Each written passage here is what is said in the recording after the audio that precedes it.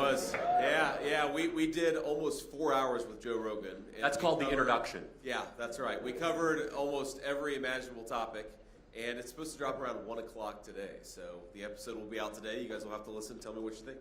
So you're traveling the country. You're in 3 states a day. Yep. Meeting with voters.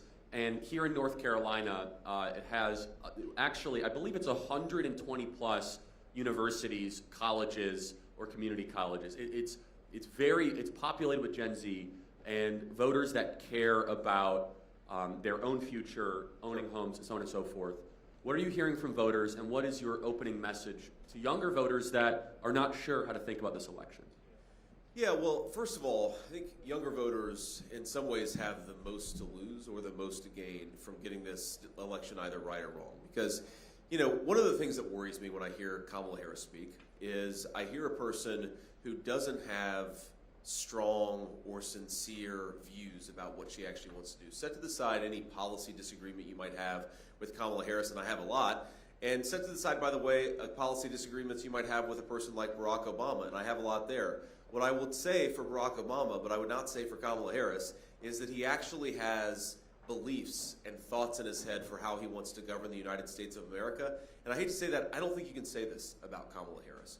Now, the problem there is that that person becomes an empty vessel for whatever the prevailing ideas that are governing in Washington, D.C. are. And what are the prevailing ideas that are governing in Washington, D.C. that affect young people disproportionately? Number one, that we should use our young people as cannon fodder for foreign military misadventures that are frankly going to get a lot of your peers killed unless we have a smarter foreign policy. I think you guys have a lot to lose because we are on the precipice of many broad regional wars, potentially even a world war. Do you want a person like Kamala Harris negotiating in private rooms with people like Vladimir Putin and Xi Jinping? Or do you want a guy like Donald Trump actually sticking up for the United States of America? I think the answer to that question is obvious. The second prevailing idea in Washington, D.C. is that we should let in millions upon millions of illegal immigrants who compete against young Americans for important jobs, who undercut the wages of American workers, and it's American workers of every color, every background, but we have to recognize that when you let in millions upon millions of illegal aliens, it really severely undercuts the wages of people, especially people who are entering the workforce, which is true of every person in this room. And the final thing I'll say, Charlie, is if you look at the biggest drivers of why are homes unaffordable in the United States of America right now? Why have housing prices gone up by 45% in the state of North Carolina, but by similar levels in all of the major battleground states, or even higher levels? The answer is that, one, we're not building enough homes, right? And if you look at Donald Trump's regulatory policies versus Kamala Harris's regulatory policies, yes, if Donald Trump is president, we will build far more homes than we would if Kamala Harris is the president. But it's important to recognize that no matter how many homes you build, if you allow an unlimited wave of illegal immigrants to come into the United States of America, those people are going to end up owning the houses or living in the houses that ought by right go to American citizens. And this is something you see whether you look at it at a locality by locality level, if you look at it at a national level. When you let in way too many illegal immigrants, the price of housing shoots through the roof. So the question young people have to ask is, do I want to have a job where I earn a good day's wage for a good day's work? Because if so, you've got to vote for Donald Trump. Do I want to raise a family in an environment or just build a life in an environment where I can afford to buy a home? Because if you'd like to do that, the only person is Donald J. Trump. Kamala Harris's policies are going to produce more war, more poverty, higher housing prices, and lower wages for American workers. You guys have more to lose than anybody because if we let the American dream, as Charlie said in his introduction, if we let the American dream disappear in the United States of America, the consequences are going to fall hardest on the people in this room. That's well said. And so let's dive deeper into part of it. Less and less young people believe it's even possible to restore the American dream. And it needs to be a rebirth of optimism that our best days can be ahead. President Donald Trump has laid out an amazing agenda, starting with, of course, no tax on tips, no tax on overtime, drill baby drill, no tax on Social Security, largest middle class tax cut, and increasing the pool of homes. Talk more about how we just need to reinvigorate the psyche of a younger generation that has just sometimes checked out, has become largely cynical about their future. Yeah.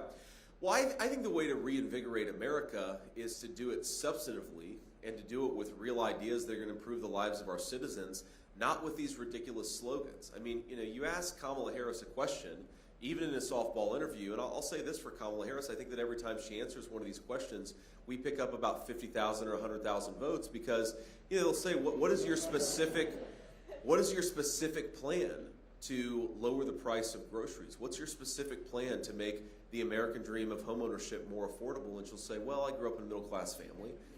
Like, okay, I grew up in a working-class family, and that's not a solution to the problems that the country is facing. It's important to talk about your background so people know who you are, but it's also important to talk about the details. And what I think that President Trump is fundamentally proposing is he's trying to make it easier to invest and build things in the United States of America, whether that's a home, a family, a business. He's trying to make it harder to offshore and ship the American dream to other countries. That's fundamentally, if you look at his tax policy, and again, he can talk about the details better than anybody, but you look at his tax policy, it's about if you work, if you build a life, if you're creating a company or working in a business in the United States of America, we are going to make it easier for you to be rewarded for your hard work. If you're shipping jobs overseas, we're going to make it harder for you to do that, and we're going to penalize you for doing that. If you're trying to build a home, if you're trying to unleash American energy, we're going to make those things easier for you. I mean, there are very, very specific things that you can do, I think, to invigorate the American dream and to invigorate the American population. But if you don't have a real plan for how to get this country back on track, people know when they're being lied to. And I think that a lot of people who listen to Kamala Harris, even people who might agree with her ideologically, who might consider themselves more left of center, if you listen to Kamala Harris, pay attention to what she says, she has no plan to make your life better. That's why she's spending all this time talking about Donald Trump and calling her fellow Americans Nazis and garbage. Kamala Harris is way more interested in Donald Trump's past than she is your future. And we need a president who knows that the way to get the country back on track is to govern it effectively, to give people a specific sense of what that vision looks like, and then to implement that vision and let Americans do what they do best, which is build a good life for themselves. That's what has to change, and that's what's so different about Kamala Harris's present leadership versus the change that Donald J. Trump is offering. He's telling you what he's going to do for you. She's talking about what he did 4 years ago. So last question here before we get to some questions. I want to talk about this unique moment of who is coalescing behind President Trump and also who is lining up behind Kamala Harris. First on Kamala Harris, you see these warmongers that have sent young men and women like this in this room to unnecessary no-win wars, such as Liz Cheney, John Bolton, Leon Panetta. But on President Trump's side, you're part of this kind of Avengers team. Sure. And you got Vivek Ramaswamy, you got Elon Musk, Tulsi Gabbard, Bobby Kennedy. You have two people that formerly ran for the presidency as Democrats, the former co-chair of the Democrat Party. You have the most successful entrepreneur of the modern era, Elon Musk. Can you talk about this realignment? Because for people that might be more center-left, I think it's important to realize two people that ran for the presidency as Democrats are now enthusiastically behind Donald Trump. Yeah, so if you guys go back to 2003, I was a I was a senior in high school in 2003. I enlisted in the United States Marine Corps in 2003. And most of you, my assumption is most of you were either not even alive then or were very, very young. And I wish that I could go back in time and tell myself from the perspective of 2003 that if Dick Cheney is in control, if a person with the last name of Cheney is in control of American foreign policy, it is a damn shame and a lot of bad things are going to happen because of it. Because you guys are now, even though you weren't alive then, I can tell you, my old 18-year-old self is coming forward into the future and telling you guys, when a Cheney is telling you, how you should live your lives and how you should vote, you should run in the other direction. And that is what you have an opportunity to do. I didn't know at the time that a Cheney in charge of American foreign policy would lead to a lot of innocent Americans and also other people losing their lives. I didn't know that it would lead to disastrous foreign policy. You guys now know that, so vote like you know it, and don't reward the party of Liz Cheney and Dick Cheney and Kamala Harris. Reward the party of Tulsi Gabbard, Elon Musk, and Donald J. Trump, because they're the ones who are going to accomplish peace and prosperity for all of you in this room, but for all of your peers too. It is an amazing thing. I mean, if you think about this, Tulsi Gabbard probably ended Kamala Harris's presidential run in 2020. Remember, Kamala didn't make it to the primary in 2020 because Tulsi Gabbard observed rightly that Kamala Harris had built her entire career off of throwing a lot of innocent people in prison. And that was it for Kamala Harris. Well, now who's Tulsi Gabbard supporting? She was on the stage with me last night in Pennsylvania. And by the way, Charlie, if talk about your all-time political trades, I love the fact that we traded Liz Cheney for Tulsi Gabbard. That is a hell of a good thing, something I'm very happy about. But you ask yourself, because it's a big change, right? I mean, Bobby Kennedy was a lifelong Democrat, and now he's supporting Donald J. Trump. Tulsi Gabbard, a lifelong Democrat, is now a Republican supporting Donald J. Trump. What has changed? And I think it goes back to basic common sense, okay? We are now the party of common sense, of not letting in unlimited waves of illegal immigration, of having schools that educate rather than indoctrinate children, of having a common sense foreign policy that's more built around peace and diplomacy and American strength than American weakness and war and chaos. We're the common sense party, and that is really the realignment that's happened. You don't have to agree with me on every issue. You don't have to agree with Donald J. Trump on every issue, but if you think that what's going on in the present moment in the United States of America is just a little too crazy and a little too weird, to use the Democrats' favorite word of this cycle, then you have an opportunity to throw the bums out and give the American people the change that they need. Now, here's another final observation I'll make. I mean, I'm joined today by a very dear friend, and he told me that he just took his kids out of school. Now, I imagine that most of the young people here, probably all of you, don't have children yet, but a lot of you will one day. And do you want to raise your families in a country where you can send your kids to school and have confidence they're going to get a good education? I think that should be the right of every American child and every American parent, is we give a good education to the children who grow up in the United States of America. And I'm just telling you, a friend of mine, a guy I trust very dearly, he just pulled his kids out of school because he doesn't believe that under Kamala Harris's leadership, his kids are getting the education they deserve. Again, you have an opportunity to change that. Vote for Donald J. Trump in 6 days or before. Love it. All right, let's get to some questions here. We have some students here at High Point and in a local area, so please introduce yourself.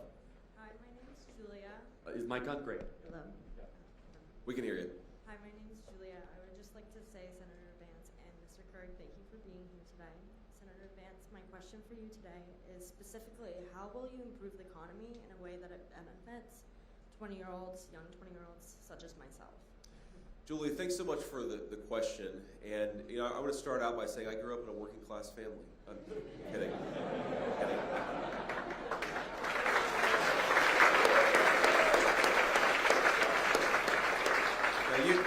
Now you asked for specifics, so let me give you a few specifics. Okay, so right now, the American tax code is designed in a way that rewards investment overseas and in some ways penalizes investment in the United States. What does that mean? That means fewer factories, fewer businesses, fewer non-factory businesses, whether it's manufacturing or non-manufacturing, are being built in the United States of America. That means we have less technological innovation in the United States of America, and that means our workers aren't earning the higher wages that we want in the United States of America. If you go back to the 50s, the 60s, the 70s, workers were getting consistent pay increases year over year. From about 1980 on, workers didn't get really a solid pay increase for 40 years. The one exception, the 4-year exception, was when Donald J. Trump was president from 2017 to 2020, because he made it easier to build things in the United States of America, and he frankly made it harder to build things overseas. That's the number one thing, is to change the tax code. And you hear this word tariff a lot, okay? Tariff is thrown around a lot. You know, the Kamala Harris campaign says that it's a tax. Well, here's what a tariff actually does. Say, for example, that you're an American business and you're deciding whether to build a company or expand a company in China or in the United States of America. Now, what China has going for it is that you can pay literal slave laborers at $3 a day, where in America, and I think this is a good thing, you've got to pay people a middle-class wage. Now, why is that a good thing? Because I want all of you to earn good wages for a good day's work. But if you're going to encourage investment in the United States of America, you've got to penalize the companies who choose to make their things in China. And the only way to penalize them is what's called a tariff. If they try to bring something that was manufactured by those Chinese slave laborers back into our country, we're going to slap a big fat tariff and say you've got to pay a penalty to get that stuff back into our country. That's how we protect the middle class jobs of our citizens, and that's how we make it easier to invest in the United States of America. There's a second thing. Charlie already said this, but I'm going to repeat it because it's very important. Think about the biggest driver of cost increases. I don't want you just to earn a good wage. I also want you to be able to afford to buy things with the money that your hard-earned dollars, with the hard-earned dollars that you earn. Okay, so why are costs getting so high? It's complicated, but the biggest single driver is energy. Think about this. If a truck driver is paying 45% more for diesel, then the groceries that truck driver delivers to the grocery store are going to become way more expensive.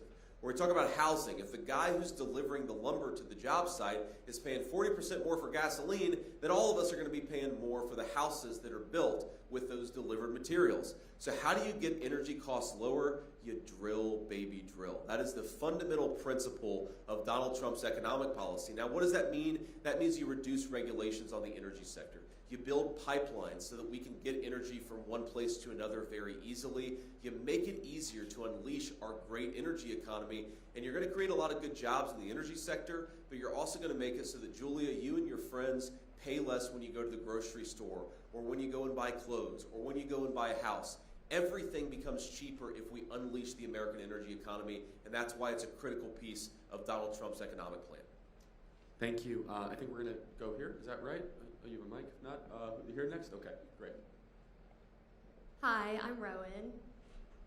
Hey, Rowan, how are you? Hi, nice to meet y'all. Nice to meet you. Again, I just want to say thank you both, Senator and Mr. Kirk, for being here today. We're really grateful that you decided to come spend some time in High Point. As far as my question goes, we know that many voters in our generation have expressed concerns about our financial futures. Amidst the current housing crisis, we've seen a lot of stricter zoning, building regulations, especially from local governments, especially from Democrats, and it's definitely been very detrimental to our housing system. What specifically do you see in policies changing that will help to ensure that we can one day own homes? Yeah, thank you for the question, Rowan. And one, just to go back to the energy costs, that's a big driver of housing costs. So lowering energy costs is going to help us lower the cost of housing. The second thing is, you're right, that a lot of these local regulations put in place by governments, local governments, primarily Democrats, make it harder to build housing. But there's a lot that we can do on the federal level to reduce regulations and make it easier to build houses in the first place. We want to do those things. And frankly, we probably want to make it harder for those local governments to restrict the supply of housing. So again, all of you guys can actually afford to buy a home, or at least to rent a home at a reasonable rate when you guys are at the point when you want to do that. And then the final thing that I'll say, Rowan, is you need to pursue the kind of tax policy that allows people to invest in building in the United States of America.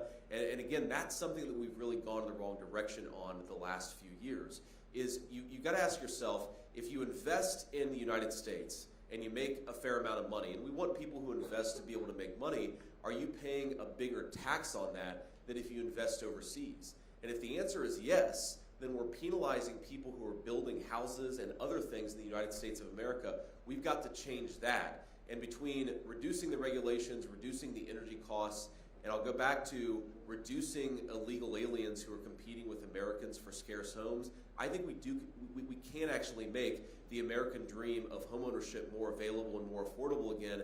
The way that I think about this is, the country is in so many ways in such a good spot, right? I mean, you guys are talented, you're smart, you guys are going to develop skills in the workforce you don't even realize that you have. We've got the most incredible resources, the best natural resources of any country in the entire world. We are ready to unleash a golden age of American prosperity, but only if we fix the broken leadership in Washington. That's what we're going to do. That's what we all get an opportunity to do in 5-6 short days. Thank you. Really quick, I just want to make sure that Kamala's awful plan is highlighted. She wants to give $25,000 per person, which sounds good for a home. What will that do to housing prices almost immediately? I think that's important to compare and contrast. Yeah, so if you don't increase the supply of houses, and then you continue to allow illegal aliens to compete against American citizens for those houses, what you will necessarily do is you give $25,000, you're going to increase the cost of housing by $25,000. So again, this is fundamentally the difference between the Kamala Harris approach and the Donald Trump approach. Donald Trump is trying to make it easier to build and invest and to create things in our country. Kamala Harris is trying to pass out free money to cover over the fact that her own policies are why housing is so expensive. And Charlie, it's not just, if you look at the details of her plan, she's not just saying she's going to give $25,000 to American citizens. She's also saying she's going to give $25,000 a lot of times to people who aren't even in the country legally to begin with. So you're probably going to, even if her plan is implemented, which I'm skeptical, but even if it's implemented, your housing prices are going to go up by $35,000, $40,000, $50,000, and then you get a $25,000 check in the mail. Have you won or lost in that equation? Meanwhile, if Donald J. Trump's plan gets implemented, you're going to be paying less for housing to the tune of $25,000, $45,000, $50,000. That's how you win, and that's how you make American housing more affordable. Yeah, and she won't even send a $25,000 check. It's like a tax incentive, which every realtor will just say every house is right up. more expensive. Shoots All right. right up. Yes, ma'am. Hi, my name is Paige. Hey, Paige. I'm a senior at High Point University, graduating in May. And Congratulations. Thank you. I'm starting to look at my options on where to move and work after college. My question is, how will you and President Trump fix the amount of illegal immigrants in this country, specifically relating to the safety of young women like myself thinking about moving to New York City after school? Sure. Well, it's a very good question, Paige. First of all, don't move to New York City until after the election. That's, vote in North Carolina, and then you can move somewhere else afterwards. We really need your vote here in North Carolina. I mean, honestly, Paige, I wish I could give you a different answer, but I'd be very worried about moving to some of these, one-party states and one-party cities, because if you look at the levels of violent crime, especially assaults, muggings, things like that, they're moving in the wrong direction, and they're moving in the wrong direction in large part because we have let in massive amounts of illegal immigration into our country, and most of those people, thank God, aren't criminals, but a lot of them are, which is why we see increased levels of criminal behavior. I was asked by a news reporter, it's one of the most shocking questions I've ever been asked, where she said, aren't you guys overstating the problem of gang activity among illegal aliens because only a handful of apartment complexes have been taken over by criminal gangs? And my response was, are you hearing yourself? Only a handful of apartment complexes. Well, Paige, I don't want you to move into a complex that's been taken over by a criminal gang, and then some journalist is going to say, well, Paige, it's only a handful of apartment complexes, right? You've got to actually be able to enforce our borders. And specifically, there are 3 big things that Kamala Harris did that we're going to undo and accelerate so that we can actually get our border under control. The first and most important is Kamala Harris really cut down on deportations. If you know you can come into the country without ever being deported, you're going to keep on coming into the country illegally. So we have to re-implement deportations in the United States of America. The second is, and I've been to the border more times than our illustrious borders are, Kamala Harris. If you go to certain parts of the border, you will see slabs of border wall laying in the dirt, rusting, because she stopped construction of the border wall. And the Border Patrol will tell you that where the border wall was constructed, you saw a massive decrease in the amount of illegal immigration. Let's just finish that border wall and cut down even more on illegal immigration. And then the third thing, Paige, and this gets a little bit into the details of immigration policy, but it really matters, is when a person comes to the United States and says that they're claiming asylum, what do you do with that person? Donald Trump's answer was they have to stay in Mexico while that claim is adjudicated. Kamala Harris's answer is, we're going to let this person roam freely in the United States of America for 10, 15 years. That's called catch and release. We've got to stop catch and release. We do those three things, I think we'll cut down on violent crime, and we'll make it easier for you to choose to live where you want to live. But I hope you'll come and live in Ohio or stay in North Carolina and not go to New York City. Thanks, Paige. Yes, sir. Do you have something you want to say? No, go ahead. Okay, thank you. Thank you very much for coming to meet us all, Senator Of course. Vance, and thank you for fitting us within your busy schedule. My name is Brett, and my question for you is, many of my generation are concerned about a possible war with China, and more importantly with that, for us, a possible draft. Sure. And so with rising tensions within the South China Sea, border clashes between India and China, what is the Trump-Vance administration's plan to de-escalate from this rising crisis? Yeah, Brett, it's a very important question. And look, this is the thing that I worry the most about for this generation is that if we don't get foreign policy right, a lot of people in your generation are going to pick up the pieces and fix the mistakes of the current generation of American leadership. And I don't want you to have to do that. I want you guys to build great lives. I want you to work in great careers. I want you to start families. I want you to be able to live your dreams, not have to go and fight a war because Kamala Harris screwed up again, as she's been doing for the last 3.5 years. And it's going to get a lot worse if we promote her to President of the United States. And our specific plan to de-escalate in the South China Sea is, it's somebody said it, some smart strategist said the best way to stop a war is to prevent a war from starting in the first place. And this is what, if you go back to Donald Trump's foreign policy, consider Europe. Russia invaded a sovereign nation when Barack Obama was president. Russia invaded a sovereign nation when George W. Bush was president. Russia invaded a sovereign nation during the Biden-Harris administration. The one time in the last 2 decades that Russia didn't invade a sovereign nation was when? Under the 4-year administration of Donald J. Trump. Now, why was that? And people always say, especially my fellow Republicans, they always say, well, Donald Trump's foreign policy was strong. Well, it was strong, and that's definitely true, but that's only half of it. It was also smart. Because even though the media accused him and attacked him for it, he was willing to engage in diplomacy, sometimes even with very bad people, because you can't just talk to the good people when you're engaging in diplomacy. You've got to talk to everybody. That's what real leadership looks like. Again, I was with Tulsi Gabbard yesterday, and she told me, and I didn't realize this, that there was a major threat from North Korea of an ICBM, an intercontinental ballistic missile, hitting Hawaii early in 2017. Well, that threat came from North Korea, and what did Donald Trump do? Donald Trump went and talked to the leader of North Korea, even though all of the media said that he shouldn't, and guess how many threats against Hawaii were made after Donald Trump had that sit-down meeting? 0. Because sometimes you can't just be strong, you have to be smart. Specifically in the South China Sea. The solution here to prevent war is to make it as costly as possible for the Chinese to invade Taiwan in the first place. Everyone will tell you that if the Chinese establish territory in Taiwan, if they establish a beachhead in Taiwan, it becomes very hard and a lot of people get killed. So you prevent them from doing that. And the way you prevent them from doing that is to make sure they've got enough weapons to defend themselves. Again, prevention is the best way to stop a war. An ounce of deterrence is worth a lot more than a pound of stupid foreign policy from Kamala Harris. So we've got to do the deterrence, and unfortunately we're just not doing that.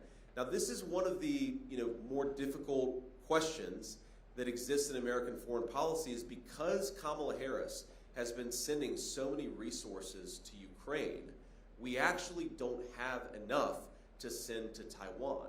So by approaching the Russia-Ukraine situation in the way that we have, we've actually made it more likely that the Chinese will invade Taiwan, and we need to pursue a foreign policy that makes it less likely, and that's what's going to change when Donald Trump is president. Can I just ask a follow-up? Is it an exaggeration to say that we are bumbling towards World War III? That might include a draft of some people in this room. I don't think that's an exaggeration at all. I think that we are sleepwalking ourselves into World War III, and if you go back to all of the really terrible world conflicts, they almost always come from incompetent leadership rather than evil leadership, right? It's people who just aren't smart and aren't thinking about if I do this thing, you can't just think about the immediate consequence. You've got to ask yourself, what is the second order and the third order consequence? If I send a lot of javelins and a lot of artillery shells to one country, does that mean that another country is not getting the resources necessary to prevent itself? If I spend a lot of money over here, do the Chinese perceive that we're weaker than we should be because we haven't spent that money on our own defense? These are the things that Donald J. Trump thinks about, and unfortunately, these are not the things that Kamala Harris thinks about. So do I think that we're at the greatest risk of a third world war in my lifetime, Charlie? Absolutely I do. And if there is a third world war, it is the people in this room who are going to be drafted and called upon to fight it. I don't want that.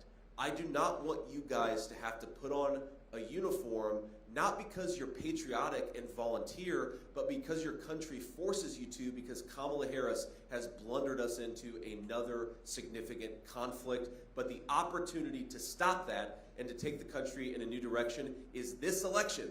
So get out there and vote for many reasons, but maybe the most important reason to get out there and vote is to prevent World War III.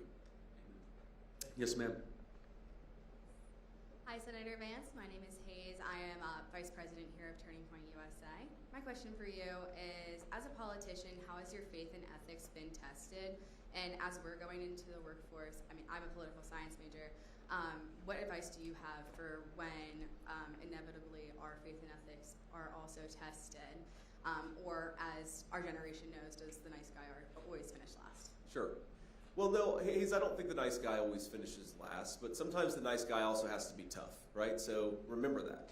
Just because you're nice doesn't mean that you're weak. And remember that nice guys can also be tough, and I'd encourage, or nice gals can also be tough. And I'd encourage you guys to absolutely be kind and virtuous, be generous of spirit, but also always be a little tough, right? Both of those things can be true, and both of those things can be useful. You know, probably the first time that my faith and my ethics and my sense of my duty to the people of Ohio was tested was early on in my Senate term when there was this terrible train derailment in East Palestine, Ohio. And you probably saw the images, you can go and Google it, but basically there was a train derailment and it was a mistake. We maybe didn't know it at the time, but they set off a massive chemical explosion after the train derailment, which just, basically it was like a chemical bomb went off in this small town in northeastern Ohio. And so I went and visited the town many times over the next few months. And one of the things that I kept on noticing is that the residents, and they were normally the residents who were a little poorer, who didn't have as much money, who didn't have the same influence, they would come up to me and they would say, this thing is happening, or that thing is happening. In particular, they kept on telling me that even though they were being told that the creeks in the town were safe, they thought they saw evidence of chemical pollution in the creeks. And that was on one of my first visits there. So I said, okay, here's what I was being pressured to do. I was being pressured to ignore them, to basically say, oh, they're crazy people, they don't know what they're talking about. But some inner voice was saying, this is your job. Your job is to listen to people, sometimes the downtrodden that nobody else is listening to. So I said to my team, drive me to a creek. I want to go see this for myself.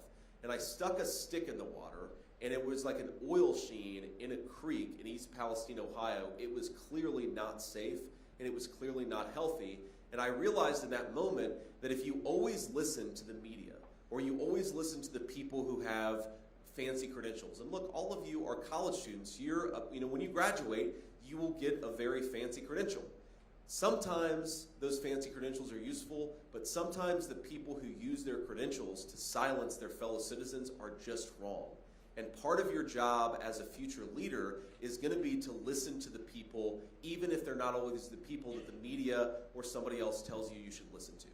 And what helped me in that moment, Hayes, is I kept on thinking about the grandmother who raised me, and I'm sure that all of you have some person of influence in your life who's kind of is a core part of you forming your conscience. I kept on saying, what would my grandmother do?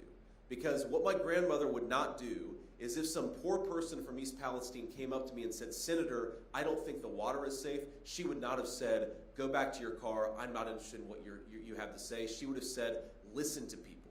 Listen to people. Maybe sometimes they're going to be wrong, by the way, but you still have to listen to them first. And that's maybe the most important lesson I've learned as a leader is the media, and you see this with Joe Biden. Joe Biden called half of America garbage for wanting to vote for Donald J. Trump. Kamala Harris and her running mate have been calling people who support Trump Nazis and fascists. What is that ultimately about? It's about silencing people. It's about telling the American people, you're not good enough to voice concern over the policies of Kamala Harris's leadership. My job is to listen to people. Whether they vote for us or not, our job as leaders is to listen to the people that we serve, and that is my promise, and that's something that my faith has been very, very important in making sure happens.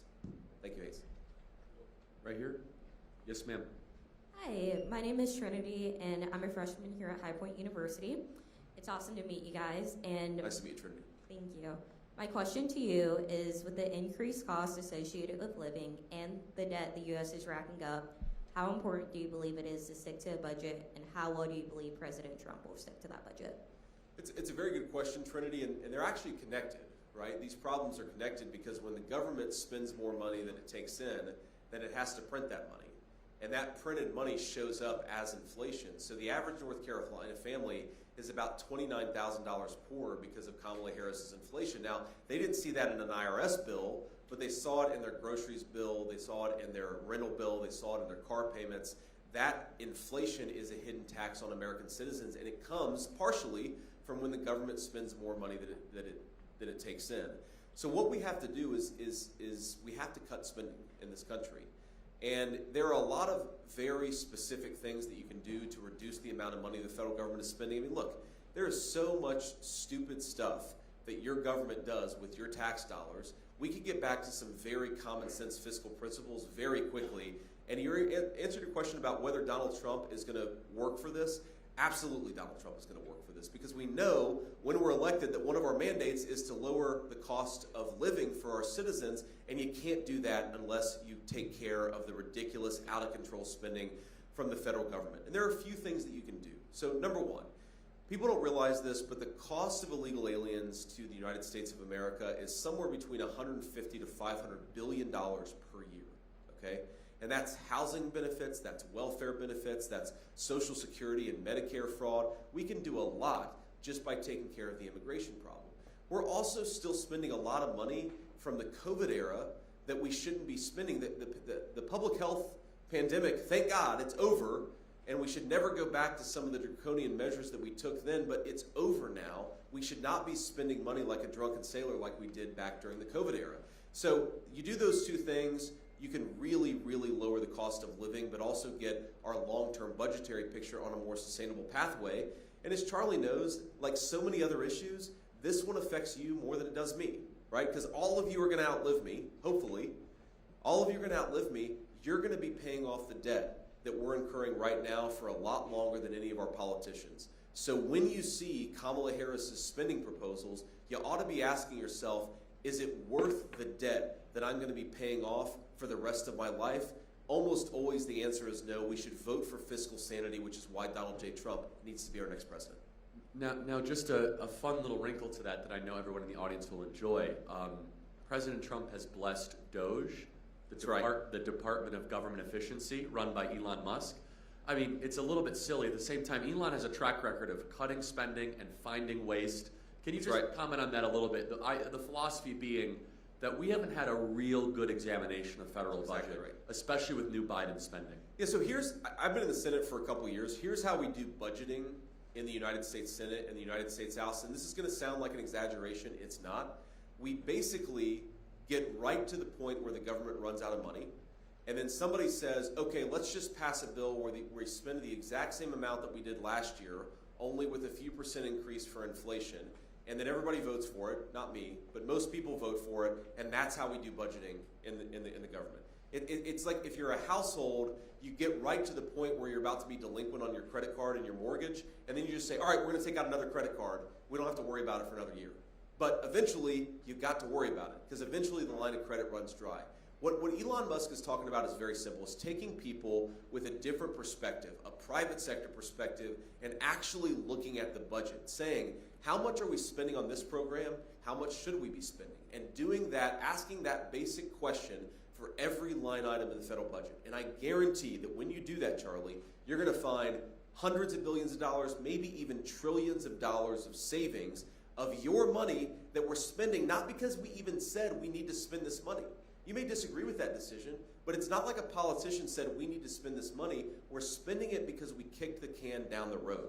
And what Elon Musk and what a lot of us are talking about with this Department of Government Efficiency is actually going in and saying, all right, we're going to look at how much we're spending, we're going to compare it against how much we should be spending, and we're going to actually rationalize and make sense of the federal budget for the first time in a very long time. I love that. Who is up? Yes, sir. Hi, I'm Grant. I'm a junior at High Point University, and my question for you is, as you know, college is more expensive than ever because of the economy, and a loan will be double or triple of what it originally is. So what can the Trump administration do to keep the interest rates low, such as a cap on student loans, so students are not in years of debt? Yes, sir. Very, very important question. And, you know, one of the things that we don't talk enough about is that while the student debt in this country is at this point, I believe, about $1.7 trillion, you know that university endowments and foundations have collected about $1.7 trillion of wealth, okay? So the very universities that sometimes, and I don't think this is true of High Point University, but it's true of a lot of our colleges, they're putting students into a lifetime of debt servitude.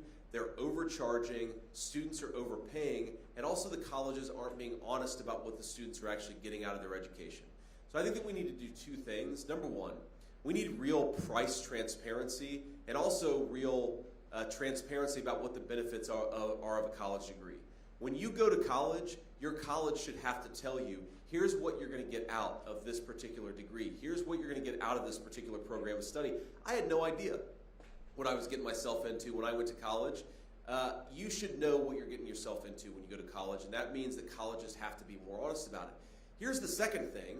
We need to not have a lifetime of debt servitude follow around our students. And I want to contrast this because when Kamala Harris talks about this issue, she's basically talking about shifting the debt from one group of citizens to another. Having plumbers and electricians pay for the debt of college students, I think that's irrational and it's unfair because it's not the plumbers and the electricians who are at fault for this college debt crisis. It's very often the university administrators themselves who are not being honest with you guys about what you're getting out of college experience. So here's one thing we should do.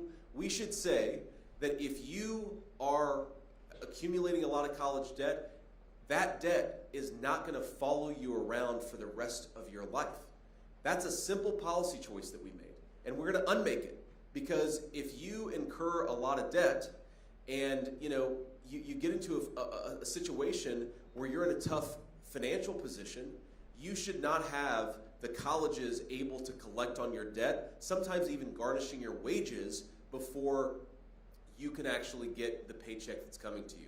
We've created a generation of debt servants. That's got to change. And frankly, it means that colleges have to take accountability, not our fellow citizens. The colleges have got to take accountability for this college debt crisis they've created. So in closing, we have to wrap it up. To kind of make the final argument here to younger voters across the country and here in North Carolina, as I mentioned, there is this unrecognized breakdown in the social contract. We do politics for many reasons, but basically we do it to make sure that your kids have a better life. That's right. That's why we do what we do. And there has been generational theft that has occurred to this generation. And JD, you're kind of in the middle here. I hope you guys understand, this is the youngest vice presidential candidate, I think, in what? Like 150 years? The first millennial on a major party ticket. First millennial, and I'm a millennial here, so we share a generation in that way. And so JD has an ability to really see into what you guys are experiencing and understanding a lot of these problems. You guys have never lived, no one's ever lived through this before, and your parents say, oh, it was hard when we were younger. They had a much different set of circumstances than you guys did. The likelihood of you renting and not owning is much more likely to rent and not own if things continue. So kind of summarize this all together, JD, for a generation where the social contract has been broken and we must renew it. So my simple argument to all of you and to all of your generation is that you should be pissed off. And why should you be pissed off? You should be pissed off because you're the first generation in the history of the United States of America that is unlikely to be able to own a home, that is unlikely to be able to earn a wage on which you can raise a family, that is more likely to be indebted than you are to accumulate wealth. And the reason you should be pissed off is because it's come from a failed generation of American leadership. The people who are older than me and older than you, they have failed you.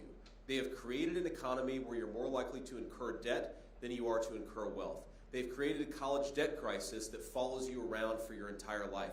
They've created an economy where you can't earn wages that support a family. They've created a housing market where it's nearly impossible for most Americans of your age to be able to buy a home. This was a policy choice. The failure that has fallen on your generation was a policy choice. And we can make a different policy choice, but only if you guys get pissed off about the position you've been put in and vote for a change in leadership. That is fundamentally what Donald Trump, his entire lifetime, if you go back to the 1980s and the 1990s, Donald Trump was predicting that if we went down this road, it would lead to a generation of American young people who were paupers in their own country. And he was right about it. And then he became president, and for 4 short years, he undid decades of damage. But you can't undo all the damage in one 4-year term. You need longer. And that's what he's fundamentally asking you to do. Give him another 4 years to undo more of the damage of a failed generation of American career politicians, but he cannot do it without your help. You guys get to make the determination. Are you angry and are you voting for more of the same broken promises, more of the same sloganeering politicians, more of the same failed bureaucrats, or are you voting for the real change of Donald J. Trump's leadership? I'd encourage you, vote for President Trump, vote for me, vote for a new direction of this country. You guys, of all people in the United States of America, you cannot reward the people who want to make you paupers in your own country. I want you to be an owner of the United States of America because our country is going to be stronger if that's true. God bless you. Thank you for having me. Thank you guys so much.